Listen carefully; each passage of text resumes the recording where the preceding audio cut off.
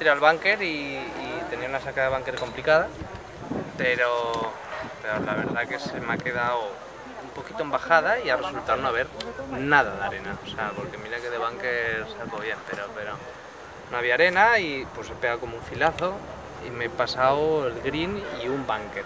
Entonces desde ahí he llegado y tenía la bola fatal colocada, en un RAF. Entonces nada, lo he hecho, me ha faltado un poquito y me he vuelto a ir a búnker. La he sacado de búnker, la he dejado 1,5 metros y la he fallado, 6 para empezar. Y nada, la verdad que a partir de ahí he ido todo el día remolque, ¿no? Pones más 3 al 3 y mira, luego al final lo he podido arreglar, hoy podía haber hecho bajo par, pero no han entrado unos pads por allá en la segunda vuelta, así que nada, un día muy malo, pero podía haber sido peor, porque por en medio estaba un poco perdido, ¿no? Con mi comienzo de día, pero mira, al final he conseguido hacer más una.